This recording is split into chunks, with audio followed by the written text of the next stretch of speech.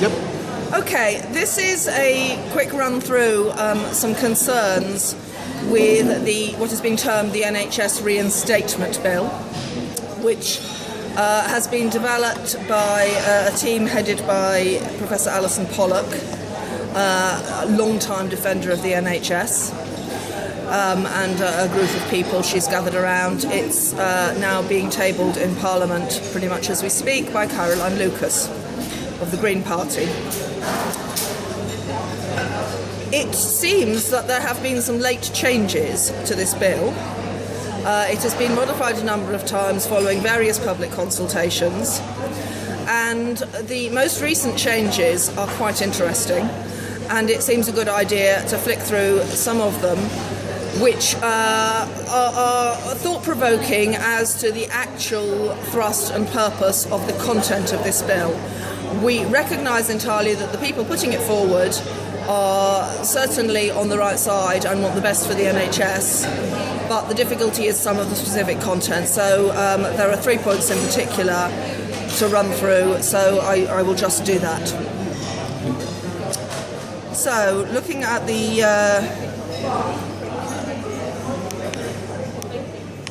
first issue, everything in this bill is pitched to rolling things back to as at 2006.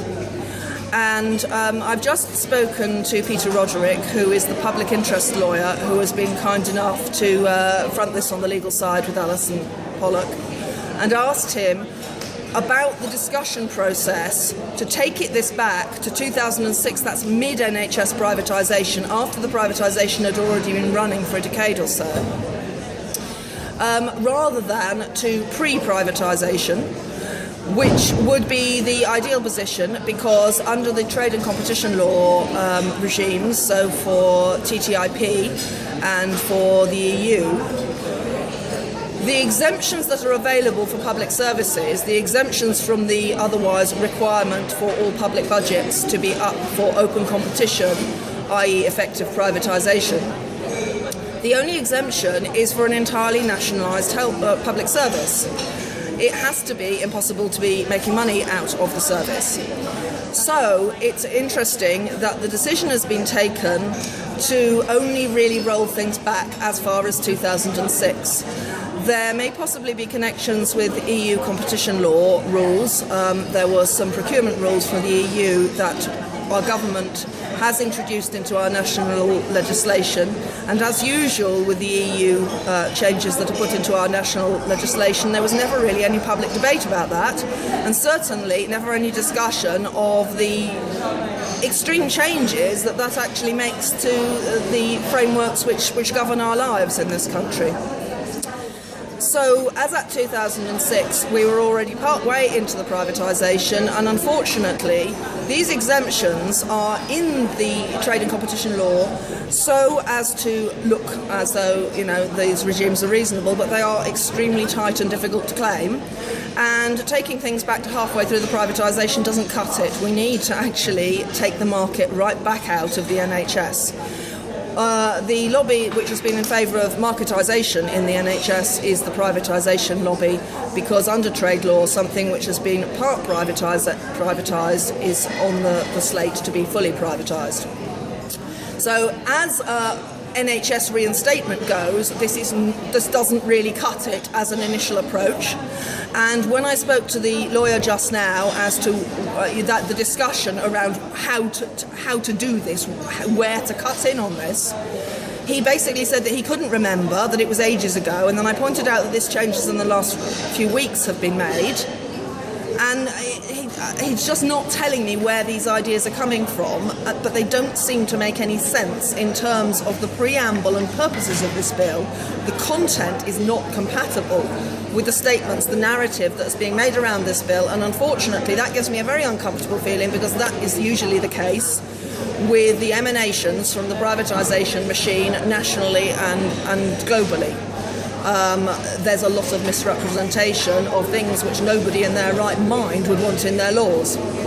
And it worries me that sort of coming adrift, a mismatch between the content and the narrative seems to be happening to this bill. It seems to have gone through a number of stages, and right at the moment it seems to have got the city's wish list pushed into it. So the first thing is this taking back only as far as 2006. The second thing is a concern around charging. Now, this second paragraph that's been highlighted here is actually something that was right back in Bevan's Act. It's stuff about it being possible to make charges. And so in itself, it's not necessarily problematic, but this is a very short bill. It is a piece of public relations. In fact, it is an educational tool, a lobbying tool, an activism tool, rather than an actual credible attempt to sort out the NHS. It's very, very bitty. It does not work as the legal machine that is required to actually reinstate the NHS. So it's not complete. It contains things which are really there to be highlighted. So it's very interesting to me that this wording has made it into that cut. It's not that it has to be in there because it has to be in there as part of a complete deal because of historical reasons. This is actually a PR tool, and it's very interesting that suddenly it has appeared in this that we need to we need to be protecting the principle of making charges within the NHS, because that again threatens the possibility of exemption as a public service. The idea of a public service that can be protected from the trade and competition law incursions is that it's a mutual arrangement from which nobody is making commercial money. It has to be on a mutual basis. So the idea of putting charges in there is kind of an easy way in. It's another Achilles heel. It's another problem focus. And again, I'm not getting any explanation as to why that's highlighted in there. There's no explanation that makes any sense, and it's an odd thing to be putting in there in an instrument which sort of purports to be doing the opposite of that, to be protecting the principle that we have a mutual health service which we pay for when we are able. When we have money to pay taxes, we contribute, and then when we're ill, we accept services. There's nothing in there about why we should be shifting to fee-for-service arrangements like the US healthcare industry, I should say. Those are not services. So it's interesting that, this as an attempt to hold back that tide of change towards charging ever more for everything, somehow has got a protection for that very same principle in there that is otherwise being pumped at us by, of course, the incoming healthcare industry commercial interests. So that's the second thing.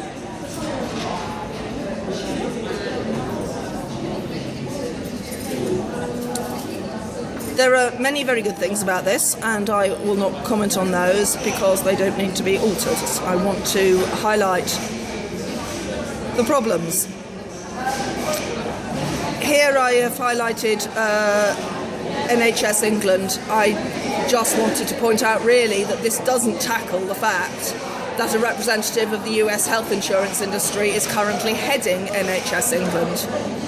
It seems to me that if one did want to reinstate the NHS as a public service, that might be something which we would want to address, and yet this just seems to accept the current infrastructure as though it's a good idea, staffed the way it is, run the way it is, with the set of incentives that are embedded in it.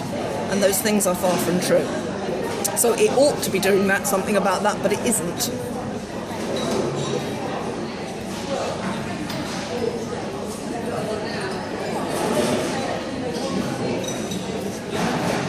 That was a suggested change, but it's a technical point, so I won't go through it.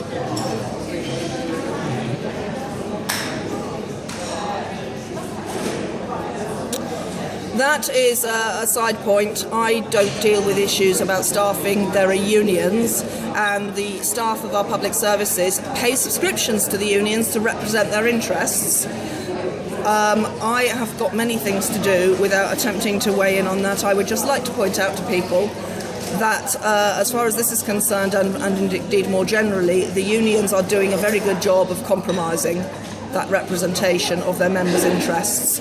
And if you expect your employment conditions to be protected when staff transferred are made between different entities, it would be a very good idea for you to take a personal interest and not just rely on your union leaders, because there is quite a high degree of accommodation among different political interests. People are staying in the game and not standing up for principles the way they should be.